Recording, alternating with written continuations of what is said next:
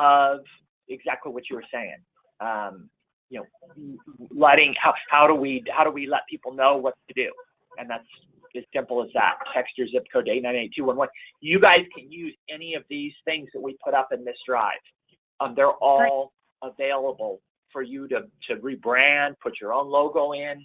I mean, you know, anything you want. And we can even do development of a specific thing that you want if you give us high resolution logo and the text that you want it changed to. And it's a nominal. It's like we can do an entire series of, you know, collateral, web banners, and take-home cards for graphic design costs of like $250 for the whole thing. So it's not. Don't feel like you're stuck with one of these, or that you're stuck with one of these because you don't have somebody that can make changes. If you need to make changes and you really want to, you know, build something yourselves and have it be this, this, and this, or pieces of this one, let us know and we'll help you out. Okay, great. Yep. Now, will you send us a link to the Google Drive, or is that found within the texting platform? I just sent you. Do you see? Did that go to you? I sent in the chat session. Look in your chat window. That link of the drive should be right there. I just popped it to you. Do you see it? I see it. Yep, we got it. Okay, Thank you. good. Sure. So here are some examples of what United Way Atlanta did, right? They what they do is they do text your zip code and need. Just a different way of thinking about it, so that the end user, when they get a text from the client, they'll get sometimes just a zip code, but most of the time they'll get zip code followed by food, or followed by, you know, help with my bill, or followed by I need to work and I need a babysitter for my kid, right? So the zip code followed by I need to work, I need a babysitter for my, you know what I mean? So that they're using the opt-in, the very first message, to grab the need. Okay. Which is an option. I mean, you know, you guys have, you can ask people to do that as well. Okay, so the only, I guess the only thing I can think of that could go wrong with that is if they put food 68102, right? Because it has to have a zip code first, or does it matter? No, you're exactly right. You're exactly right. The thing that could go wrong there is if they transposed those two things and put need first, followed, yep, you're exactly. And we have seen cases where that has happened. They get a bounce back message that says, please only text. They get a bounce back message that says, we got your text, but we don't understand what you're asking for. Please respond with a keyword or zip code for the program you're trying to reach, or call 211.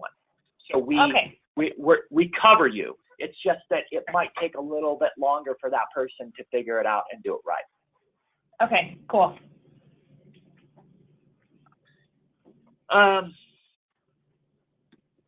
There's other things in here, opt-in messages, program examples. There's things about, like, because some agencies and 211s are involved with disasters and want to know about what happens and how you can use texting for that. And so we kind of, across the spectrum of things that might be of interest to you as a 211. This folder will have just that stuff. We don't messy it up with stuff that's unrelated to your work. Okay. Okay. And then when somebody opts in, then what happens is that they, like, you know, just like you said, they'll text their zip code.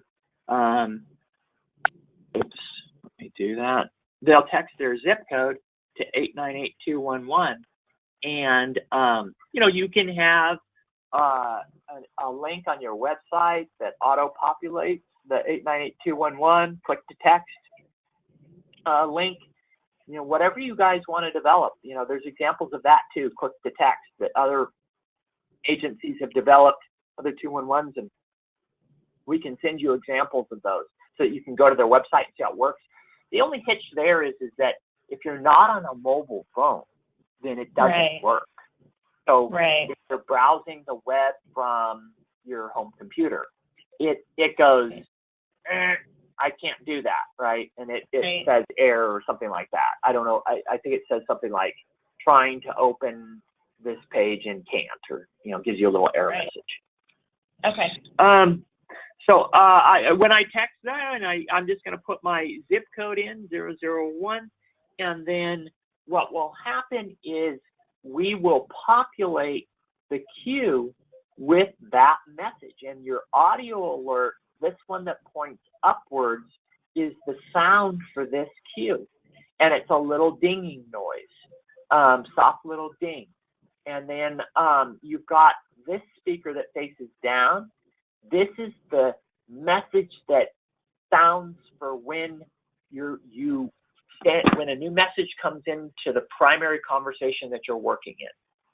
So if this phone number were to send a text and I'm open on that case and viewing it, I would get a mouse click in addition to the dinging noise for when that message comes in. Okay. Okay. Now to open up, and these sounds are controlled. You can turn this one off or on depending on what you want. You may not want to have all machines with the queue and the audio alert turned on. You may want to, depending on how many specialists are responding to the queue, you may want to have just one machine with the queue operating and the audio sound for the queue. It's up to you guys. Maybe everybody has headphones on, and so you need to have that speaker turned on. But it's all about fine tuning how it's going to work best for the specialist. Okay. This notifications feature is one additional reminder. What it is a pop-up window. It lets you know, and it runs on a cycle every 3 minutes, that you've got a new text that hasn't been answered. And it'll tell you it's from this mobile number. And then you can be looking at another page. You could be on Groups tab, for instance, and you'll get that pop-up window telling you, hey, your queue has a new message in it, and it hasn't been answered now for 5 minutes. And then you can click that phone number in that pop-up window and go directly into that conversation. So notifications is a nice thing to check because it's just one more additional reminder that you've got a text that you have to answer. Now, the moment I open up the case, well, that comes off of notifications because now it's got a responder. So notifications work with just unanswered text. Kind of like, a reminder that you got a phone call, or, well, that's not a good example. A reminder that, let's say you've got chat and there's 3 chat requests. And, as soon as one of those chats gets taken, well, that reminder will only remind you of 2 now because 1 has been taken. Same rules apply here. Okay. And this is enabled, each user has to enable their own notifications, or in an admin level? Each user will have to log in and activate their notifications. We do not activate notifications by default. Okay. But once they activate notifications, it stays that way unless they turn it off. Okay. Now, an administrator has control over what tabs staff see or don't see, which, we're going to review a little bit here. So there's a document called, it's in Guides and Startup Materials. And the PreventionPays Startup Quick Start Guide is right here. So any specialist could take this, or any volunteer could take this and probably learn enough about responding that they could handle live conversations and deal with the queue. There's another, this call to action guidelines is what you have to do if you post on your website, text your zip code to 898211. There's a little bit of information that you can post on your website. The standard message and data rates may apply, text opt to opt out. This you can put in your footer on your website. Text your zip code to 898211 is the call to action. This is the end user privacy statement that you put in your footer. Now, you don't have to put that on a Facebook post or a Twitter post or anything else that is web-based, only for your website that you guys is your agency website. And then it only needs to be put in the footer, right? Because that's going to appear on all pages.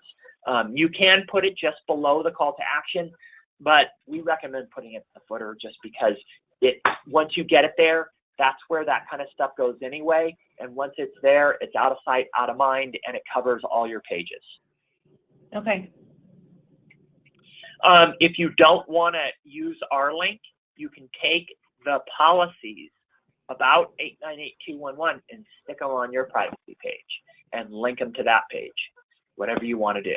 That's covered here. You can also hyperlink it and have it be terms and conditions, or for end user privacy terms and conditions, click here. So these are just examples of other ways you can present this statement with this website. This web page. Okay. And then the little tips about click to text HTML. We have recommendations about that. 80% of web browsing in the U.S. is happening on smartphones these days, so it is kind of it's a good chance that the person's going to be on their smartphone, but it's not a dead shot chance. It's not no matter what that they're going to be on their smartphone. So you do have that. If you do a click to text, you do have that minority that will get an error. Okay. And then the other startup guide that I want to know is the staff creation guide. Now, this tells you all of the things that you can give to a staff, the permissions, right? The tabs. Can they see this? Can they not? Are we going to let the staff see reports tab? Or are we going to let the staff see the opt-in page, where you can convert a caller to a text conversation? So that guide is for an administrator to look over and make sure that we help you and get you started by adding all of your staff profiles and everything like that. And we give you some default settings that we recommend. But ultimately, you're going to decide, well, do we give staff all of the permission to see all of these things that PreventionPays gave by default, or are we going to maybe further refine this, or are we going to give them vision over something that PreventionPays didn't do when they activated this profile? So this document is the helper document for deciding what settings you need to have for a responder that's either already active in the system or a responder that you as an administrator are going to be setting up. This is your quick start guide for that. Okay. Okay? Mm-hmm. And this is another document administrators need to take heed of, is because this gets you all of your data. This is how you navigate reports. This is the content that's in the reports. And I'm pretty certain that you're going to want to, at a minimum, pull the summary report and pull a encounters report. And so as an administrator, you're going to want to run your encounters report. And that encounters report is kind of like your call report, but for texting. So when you run an encounters report, you have options. You can run it at an ad hoc way, or where you select the date and time range that it's going to run for, or you can go automated and out of sight, out of mind. I want to run my encounters report for every week. And then when I create that report, what this is going to do is every Monday, I'm going to get my encounters report, and it's going to email me a link to it. And so every Monday, I'll get an email from admin@sms.askquirk.com saying, hey, your report is ready. Your encounters report is ready. Click here to download it. And then you click that little link, and then you download that report. And in that report is the good stuff, right? In that report is all of your encounters. And for an encounter to happen in the service, an end user has to text you or you opt them in. So you either add them to the service by using one of our opt-in tabs, or they text their zip code to 898211, and then an agent opens up the case, an agent sends a hand-typed or canned response, and then an agent closes the case. And each one of those is going to get a unique encounter ID. Now, you say, well, what about the referrals? Well, not all encounters have referrals going to them. So we're still going to count an encounter, even if it doesn't have referrals going out. Okay. Okay?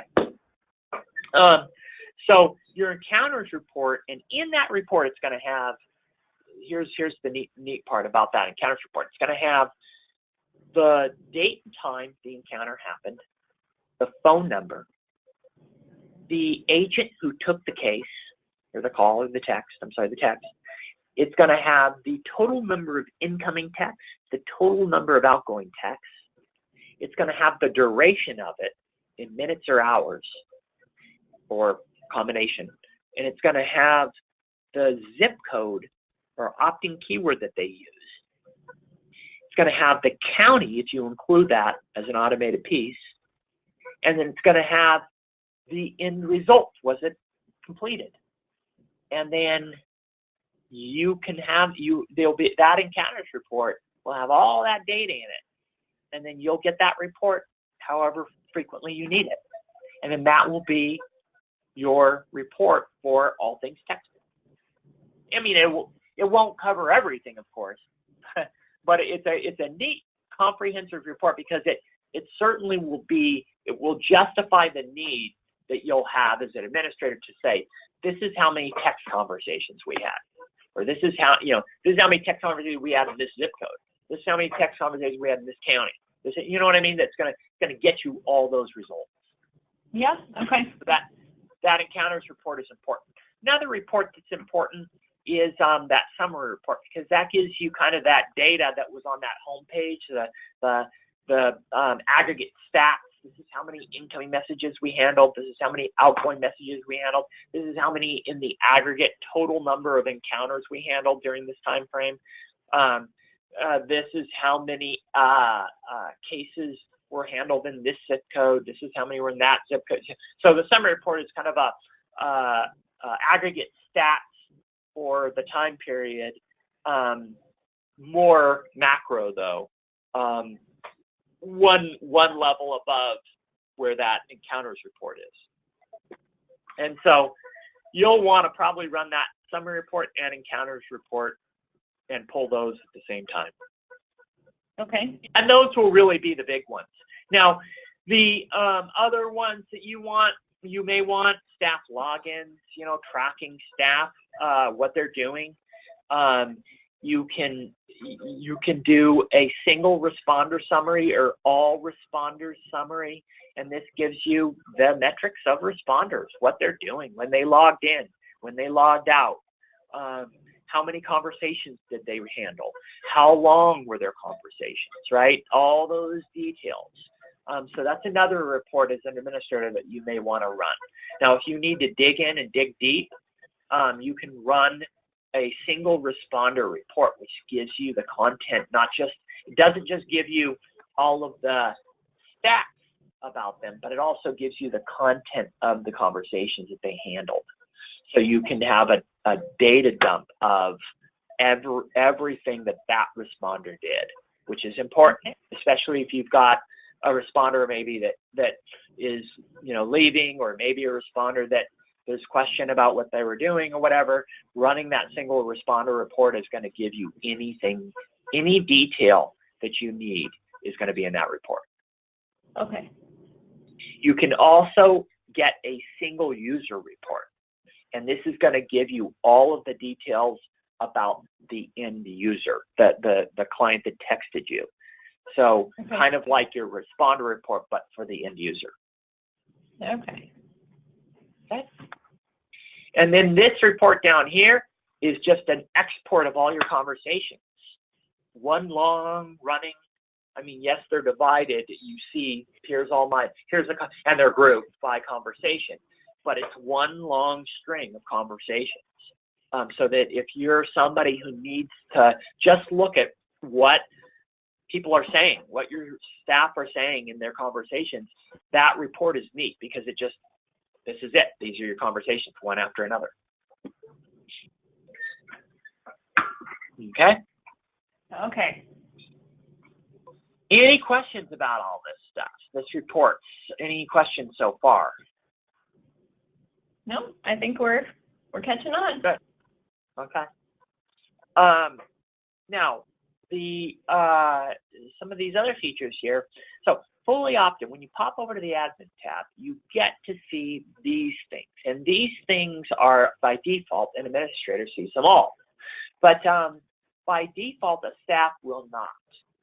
There are things that you may not want to have a staff see. Like you may not want a frontline staff to be able to block a phone number. You may want that to only be something that administrators are capable of doing. And so you would just not have that staff have that sub-tab. Okay. So when we talked about the staff creation guide, it covers the sub-tabs under admin and what they signify, what each one gives them permission to do or not. So this fully opt-in tab. Now this is converting a caller to a text or converting a multitude of callers to text. This is an on-ramp to texting. You could take a whole group of mobile numbers and send them a text message. And if you select instead of a zip code, you select the silent keyword here at the top, then it's just the message that you put here that goes out to all of those phone numbers. So as you can imagine, you can send people information and it come from another source, like your CRM. We're going to export all of our phone numbers that contacted us last year about energy assistance. Why? Well, because this year we've got a cold snap coming and we want to alert all those people about this website, LI-HEAP, or this other thing that we're doing with energy assistance. And we're going to export all those mobile numbers to alert all of them that, hey, text us about it or call us, and we'll help you out this year. And so you're using what you know about people who've contacted you in the past so that you can text them about it today. Very interesting. We're seeing this done more and more and more. Relational I&R, right? What's good for them here might also be good for them there. And so fully opt-in is a powerful tool, and it can be used in as many ways as you need it to. It can be used in a single case, converting a caller to a text conversation, or it can be used in a larger way, converting multiple mobile numbers to text. Okay, so what is do we have to have their permission to do that, or we just have to give them permission to opt out when we send it out to them? You just have to give them permission to opt out. And if you have, as long as you've had communication with them in the past, you may want to alert them in your text about who you are, so that when they do get a text, it will come from 898-211, and you'll just if it's a group that you've exported from your CRM and they haven't received a text from you before, just think about that before you send the text and include something about who you are. Like, hi, this is 211. You contacted us in the past about this. We're texting you today about this, so that you use sort of a what am I trying to say? An example of what others use as a strategy for converting those individuals into text, and that you announce yourself as being who you are, so that when they do get a text from 898-211, it's not like completely out of left field, right? It's oh yeah, no, I know who these guys are. Yeah, I remember now. So that it's and then you can include text stop to opt out, and you're covered. And you can send as many of those texts to as many of those people as you want. Okay. You could almost. Yep. And we see agency, like the other day we saw 211 that were having slow phones, and so they said, let's send out 15,000 texts to these 15,000 mobile numbers and tell them that, hey, you can call us about blah, blah, blah because our phones are slow. Well, guess what happened? Their phones weren't slow anymore. Suddenly their phones were going off. And so their lesson was next time, let's meter it a little bit. Let's send out 1,000 at a time and see what happens rather than, So, yep. But it gives you an idea that it doesn't have to be just about texting. Texting can be the thing that tells them to call. See? Cool. Under here, partial opt-in, under the admin tools. This is all invitation-based texting. This is, hey, maybe you have a list of mobile numbers that you got from a partner or something like that, and you want to tell them about a new service, and you want to invite them to opt in. Then the partial opt-in can be used for that. So you can send them a message like, hey, you had requested information about SNAP. Are you still interested? If you are, text da-da-da.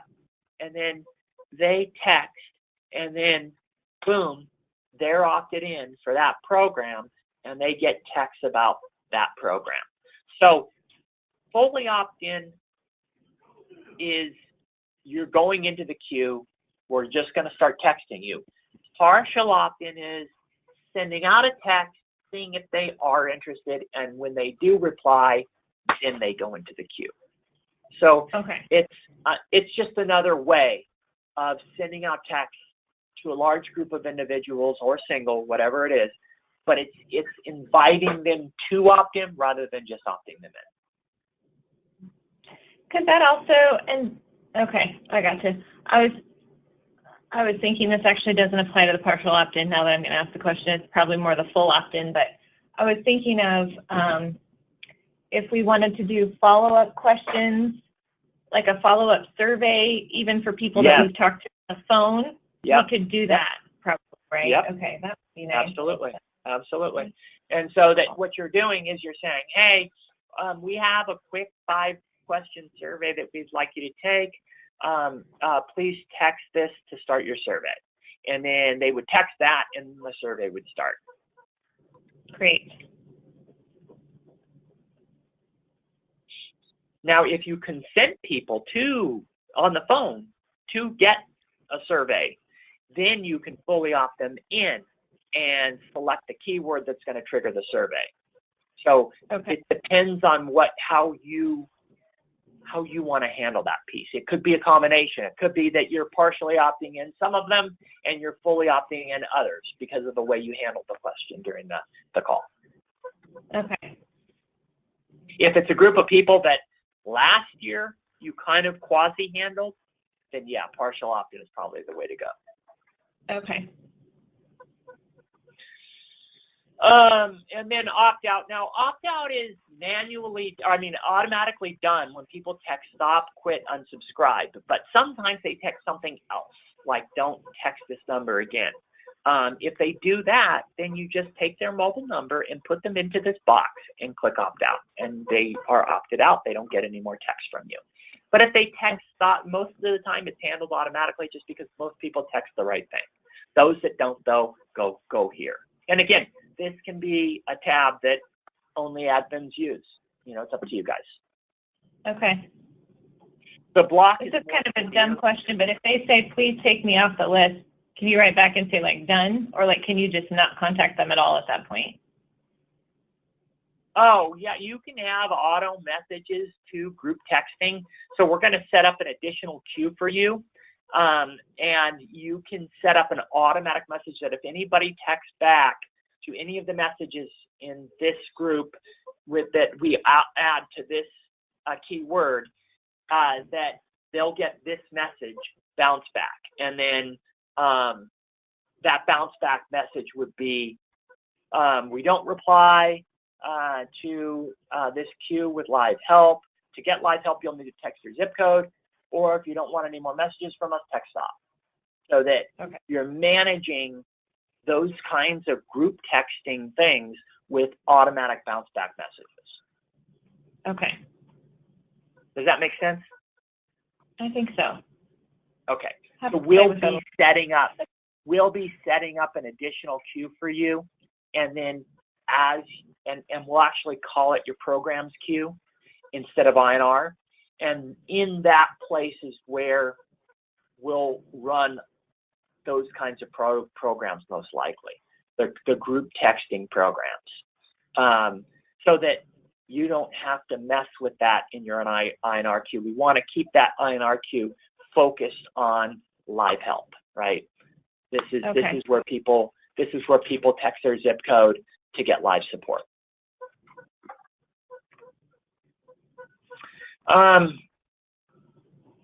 Auto responses is for after hours or holidays. So in your live I&R queue, you may have the need to send out an auto response that goes back to anybody who texts you during certain hours of the day, or during a holiday, or if you're down and you're in the midst of a storm and nobody can come in. That's what auto responses are all about. You can set up as many as you need to. You can set them up for specific dates, and then you can set them up for days of the week, right? From 5 p.m. Central to 8 a.m. Central. They're going to get the following message, or from this date to this date, they're going to get the following message. So auto responses, again, something that administrators get by default, and you give to staff if you want to. But those messages are pretty,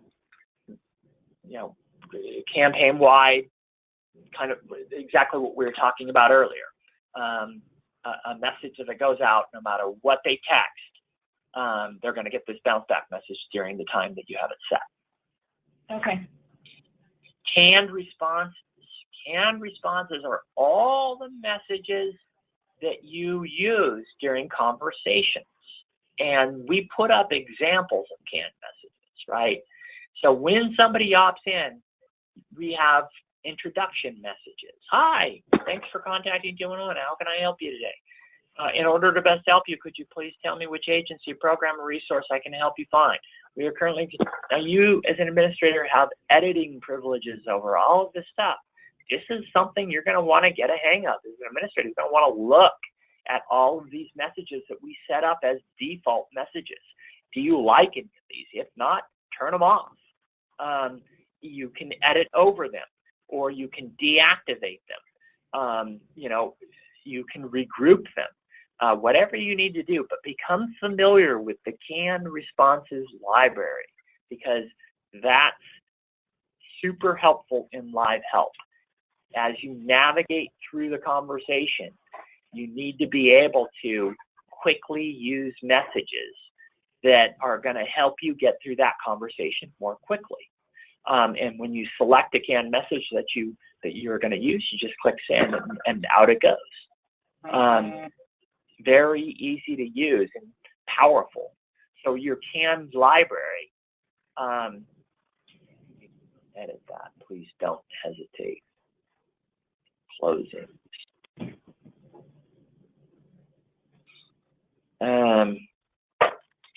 If you copy messages from a Word doc, sometimes they don't have recognizable characters, and so they'll show up as question marks.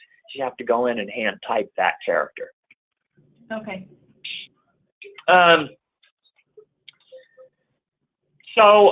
Canned responses. You can give staff permission to create their own canned responses. And admins by default have the ability to oversee all of those canned libraries that your staff set up. So very powerful and very useful and handy. If you've got a specialist that doesn't like the canned messages that you created for them and would rather have their own set, well, then go to their profile and give them the permission to have custom canned responses.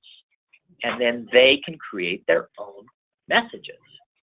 Very simple to use, very easy to use, and it makes for happy specialists, because they feel like they can be in command of all of this over here. And when they're in command of it, they're happier, right? But it's up to you guys. If you guys don't want a specialist to have control over the CAN library, then don't give them that permission.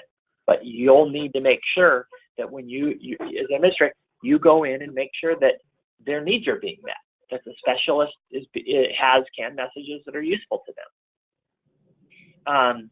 And if you find that that's a combination of that, then that's fine too.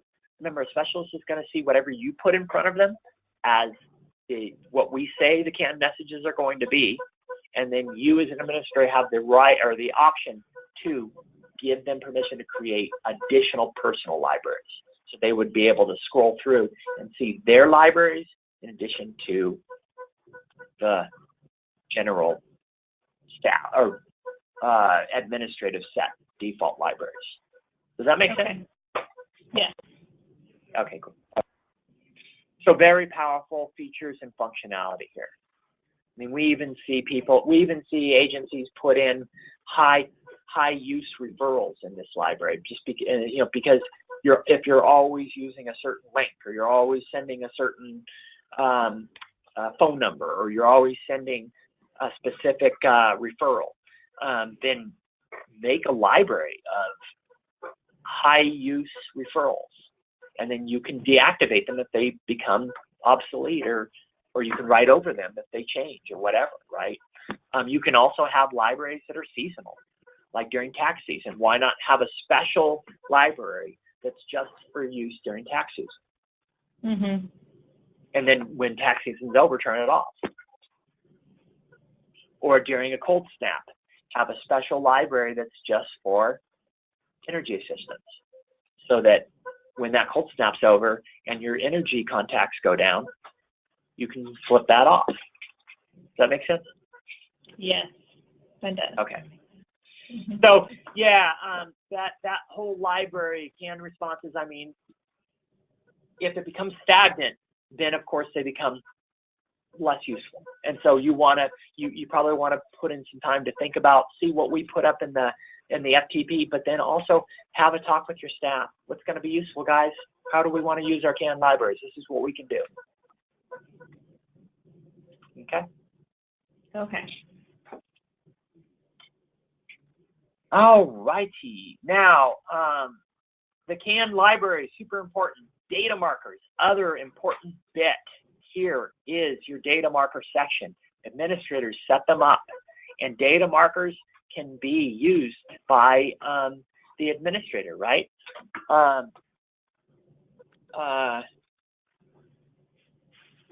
They're used by a staff. Administrators determine what's in them.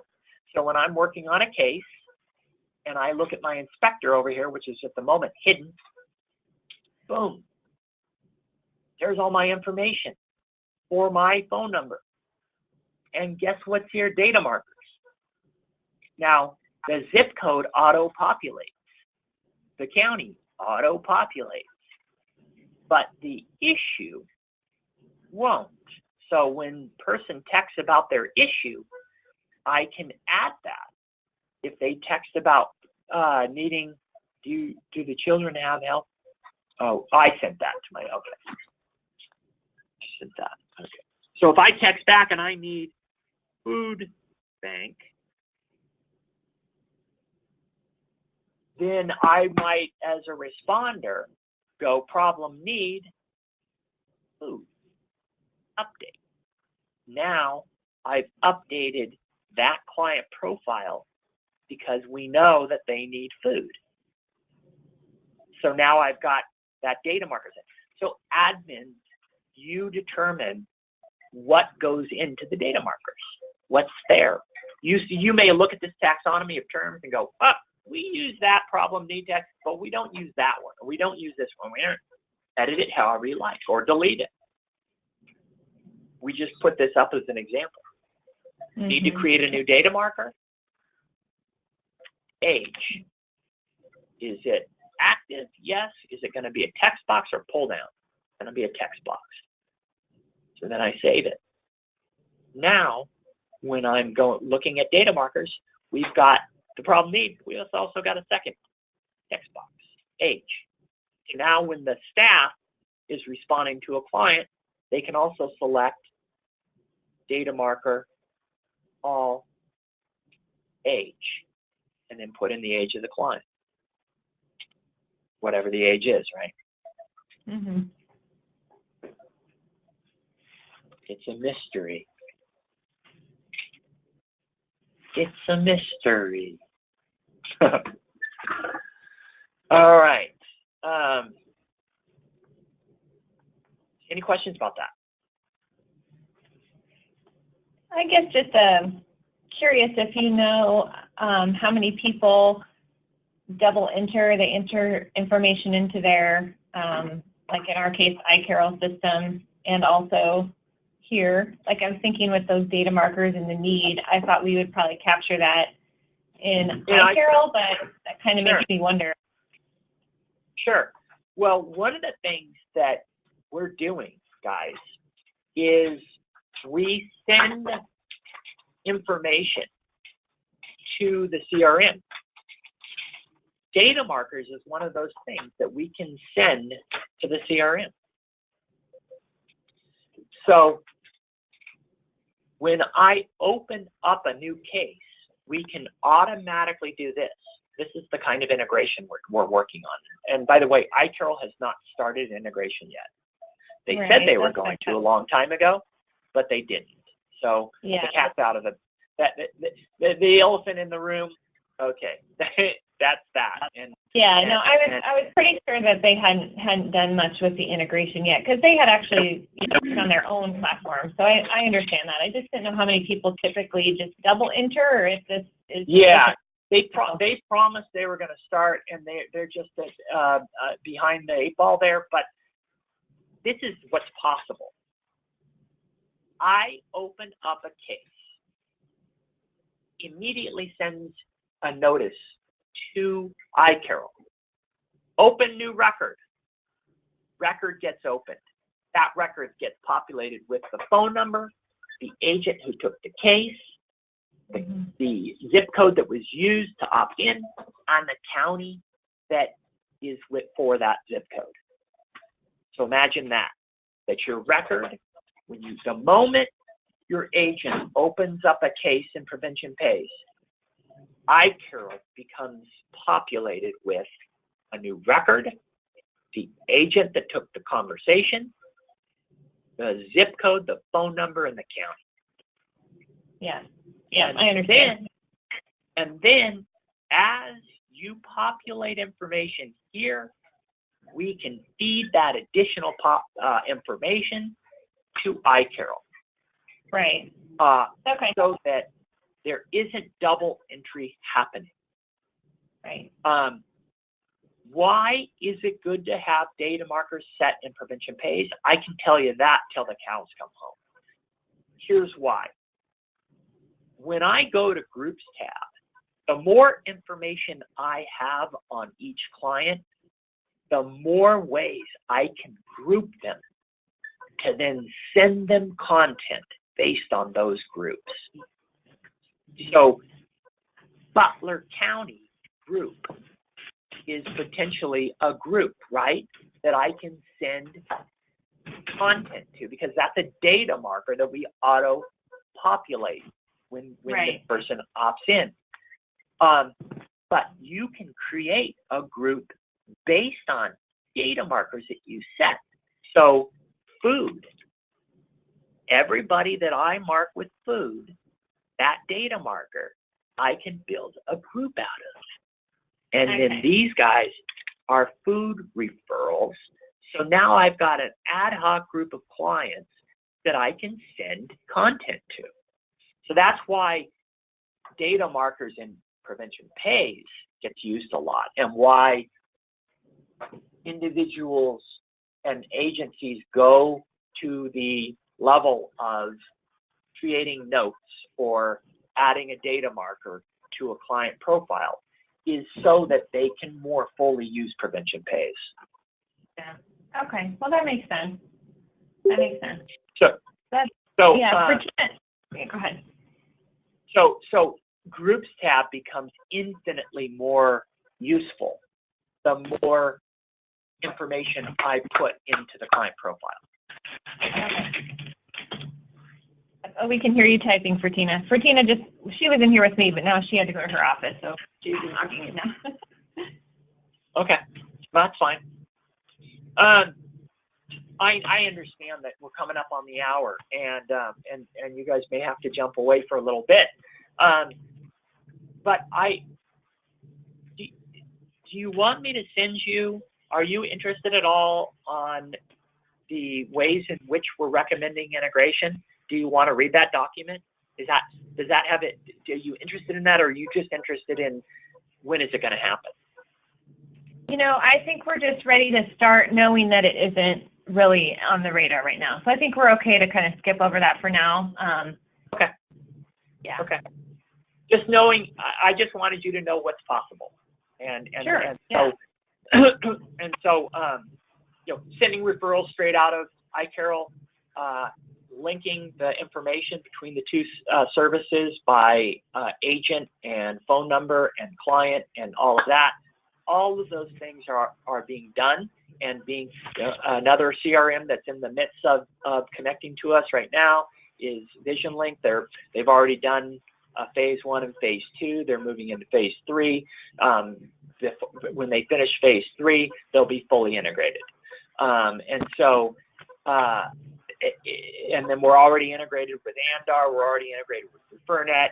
We're already integrated with Salesforce. We're integrated with a lot of Jitterbit. We're integrated with a lot of CRMs, and we can include VisionLink now because they're at the point where they're at. And so everybody else is coming along. It's easy to do. There's not a lot of roadblocks, and so iCarol's been given their unique API key. The documentation, we've had a call with them, answered all of their questions.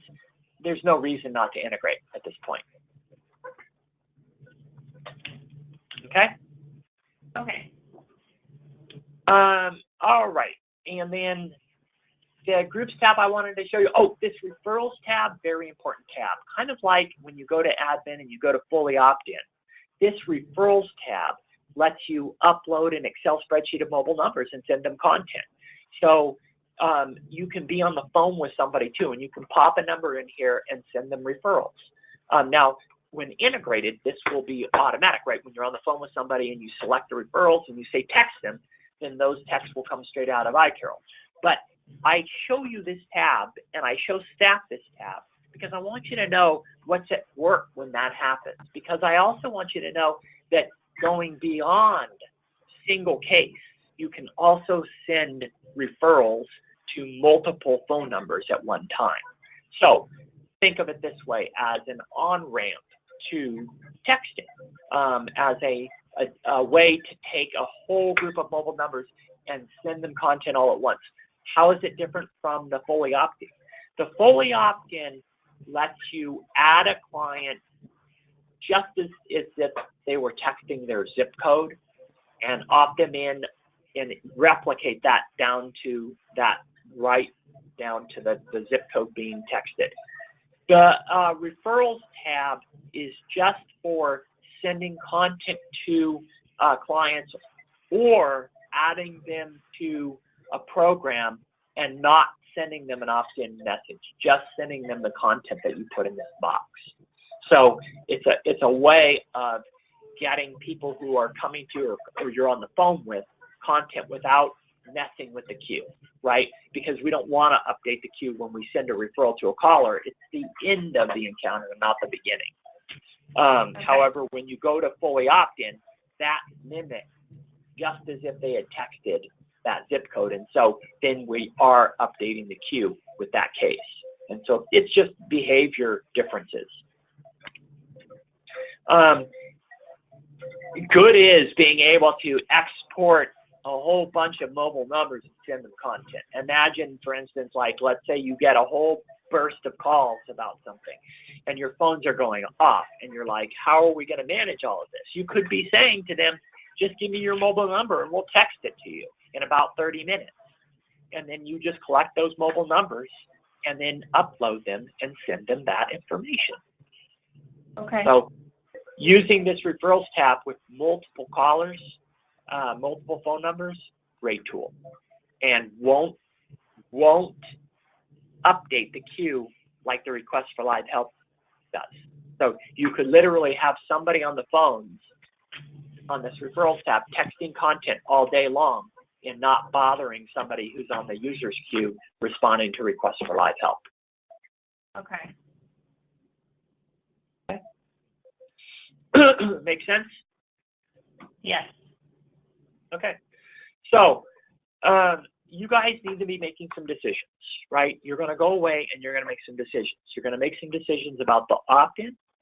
You're going to make some decisions about the canned messages, data markers, and then how you're going to launch and go live.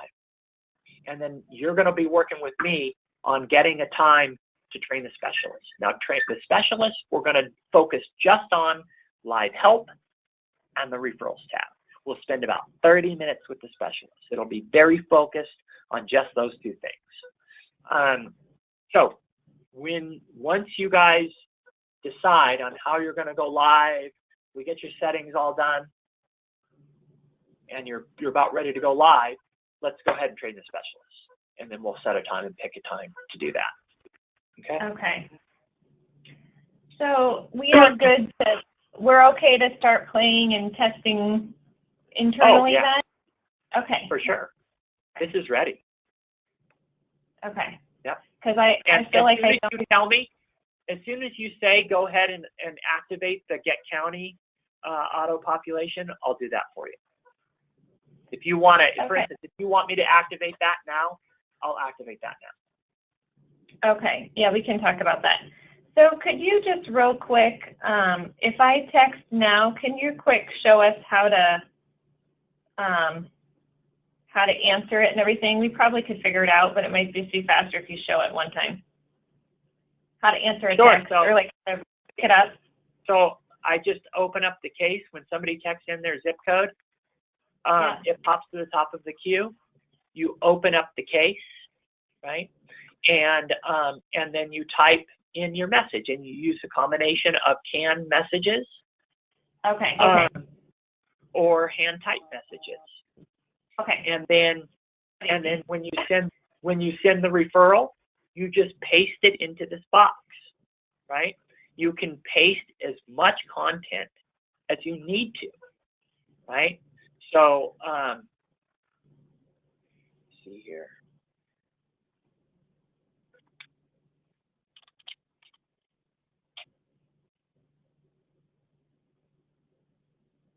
So I can take all this content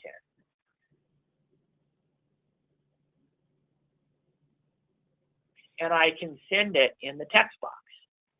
And all that content will be automatically sent to the client and auto-concatenated, so split up into multiple text messages. To 1,643 characters. That's going to be about, 10 messages. Right. Approximately. So, and I don't have to worry about extra line spaces or extra line breaks. The text box is intelligent in that it will automatically remove extra line spaces, extra line breaks, and it will automatically split up your referrals into separate text messages, and it will split at 160 characters unless that split is going to break up a URL or an address or a phone number. If it breaks up any of that, it won't. It will err on whatever's closest to 260 characters without going over, and keep that resource intact. That make sense? Yes. Okay. Okay. Yes. So if I stick a URL in here, it's not going to bust my URL up. It's going to keep that URL intact. Okay.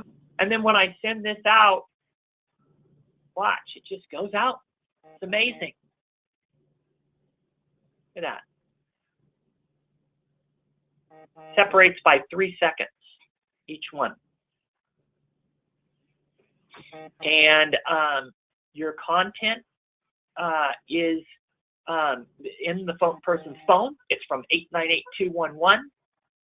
And when you're done with the conversation, you've given them all of the help they need. They get all of the text messages. If it's multiple referrals, they get all of those referrals. And then you may have a closure message. You know, is there anything else I can help you with before you close the case? They text back, nope, and then you close the case. There might be one final message that you send, which I'll show you in a moment. I'm just going to let all this content go out.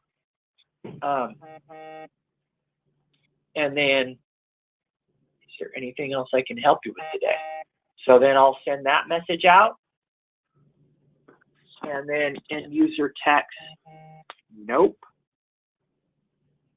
And then I go, thank you for contacting 211. You may dial 211 from your phone or text your zip code to 892 for more helpful information in the future, right? Perfect canned message for closure. Or if not, change it. And then I close that message. That's it. That's an encounter. I can be open on multiple encounters. See how that happens? I opened up 3 cases. You view all cases you're open on. Amazing. Cool. These update live. So if 402 sends me a response, I'll see it update live. And then I can click that to make it my primary and respond. Okay. Okay. Sounds good. Neat. We'll look forward to play with it. Yeah. Cool. And try out that concurrent, because that is really fascinating. That whole concurrent response is a game changer, because it allows you to handle more support. It allows you to provide, and it's not gonna overburden your specialist. Your specialist will be once they get a knack for it, they're gonna find it to be very user friendly. Cool. Okay. Oh, and inspector, if I need to pass the case from one person to another, I just go assign, and then I pick who I'm passing it to. So if I'm passing it to Fratina, I pass it to Fratina, and then now guess what? Fratina is the responder for that one. And then Fratina has the text box, and she gets a little ping that lets her know that a case was passed. Got it. Okay. So, and we'll cover that too during the training with the specialists. We'll cover passing cases between one another. Okay? All righty. Sounds good. All right, guys. Anything else pop up along the way, just let me know. I'm here to help.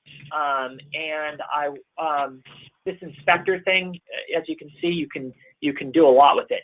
You can move it around. This is also where surveys happen. You can do live surveys, or you can do automated surveys. If you have a survey that you want us to add to your service, check with me, because we can do that too, right? That's another thing administrators need to be thinking about. And also check on the Google Drive. There's examples of what other surveys are being used by other 211s. So have a look at surveys, because surveys is something else that immensely powerful. You can have, at the close of each case, a survey go out 1 week later that says, hi, this is 211, just checking you to make sure you got your referrals, or you're able to get the help that you were looking for. Would you use this service again? Things like that. Got it. Cool. Yeah, I think there'll be a lot to it. Okay. All right. All right, guys. So, yeah, talk soon. Thank you. Bye-bye.